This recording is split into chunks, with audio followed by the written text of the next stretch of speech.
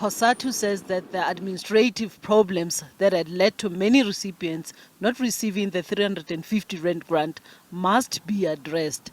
It has urged the government to ensure that unemployed people are linked to job placing programs to help them find employment, and says that too much reliance on social grants is unsustainable. It has raised concerns about the rising cost of food, fuel and electricity that many South Africans have to contend with, and has called on the government to do more to provide poverty relief tools for the poor. Number one, it needs to extend the SRD grant, which has given relief to 10 million unemployed people, to increase it to the food poverty line, to link its recipients to jobs placing programs, to skills programs to help them to find work.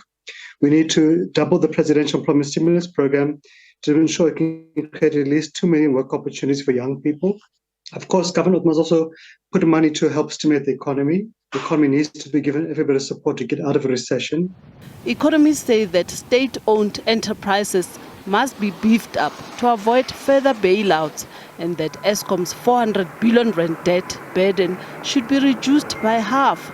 They say that there's some room for improvement when it comes to infrastructure development in the country, and have given a thumbs up to SARS for exceeding its revenue collection targets. Yes, I think the government has got the ability in terms of managing the debt situation, especially in the SOEs, as Eskom being one of the key areas where we're facing challenges. But you see, the question is to see the government has to come up with elements whether they are going to be addressing the issues of the efficiency within the SOEs. So the conditions with regard to, for example, bailout have to be based in terms of improving the issues of inefficiencies in the SOEs. But I think on the issue of employment, trying to look at the ways of improving the employment in the economy, I think that is more around focusing more on delivery or implementation of the existing policies that are in place. Cosatu says he's pleased that the National Treasury has finally agreed to a proposal to allow workers to withdraw a portion of their retirement fund, and says that this will prevent workers from resigning to access their savings.